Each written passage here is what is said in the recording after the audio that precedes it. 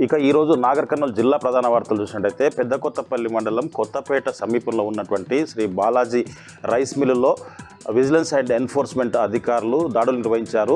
DG Kothakota Srinivasa Reddy ఆదేశాల మేరకు అక్కడ పీడిఎస్ రైస్ నిల్వ ఉంచి రీసైక్లింగ్ చేస్తున్నారనే పక్కా సమాచారం మేరకు ఈరోజు తెల్లవారుజామున అధికారులంతా కూడా లోపల తనిఖీలు చేసి 320 క్వింటాల పీడిఎస్ రైస్ బియ్యంతో పాటు 600 బ్యాగులను స్వాధీనం చేసుకుని పెద్దకొత్తపల్లిలో ఉన్నటువంటి సివిల్ సప్లై గోదాంకు తరలించారు.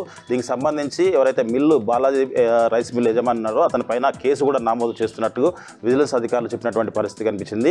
ఎవరైతే ఈ పీడిఎస్ బియ్యాన్ని అక్రమంగా మిల్లులకు తరలించి వాటిని రీసైక్లింగ్ చేస్తారో వాళ్ళపైన కఠిన చర్యలు కూడా ఉంటాయని చెప్పేసి కూడా అధికారులు చెప్పినటువంటి పరిస్థితి కనిపించింది.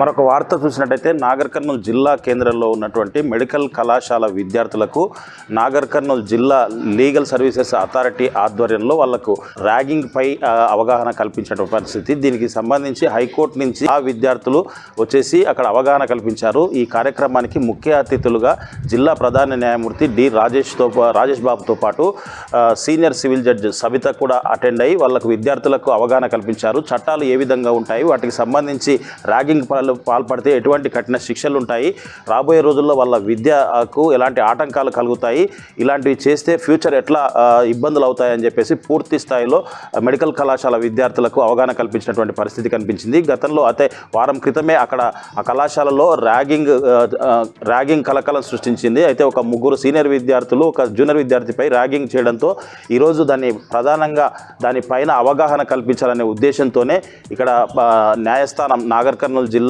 లీగల్ సర్వీసెస్ అథారిటీ ఆధ్వర్యంలో విద్యార్థులకంతా కూడా అవగాహన కల్పించినట్టు జిల్లా ప్రధాన న్యాయమూర్తి డి రాజేష్ బాబు తెలిపినటువంటి పరిస్థితి కనిపించింది.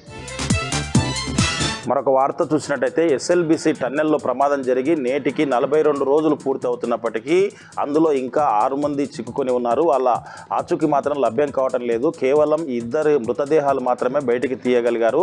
దీనికి సంబంధించి రెస్క్యూ టీమ్స్ ఏవైతే ఉన్నాయో అనునిత్యం షిఫ్ట్ల వారీగా వాళ్ళు లోపలికి వెళ్ళి సహాయక చర్యలు చేపడుతున్నారు.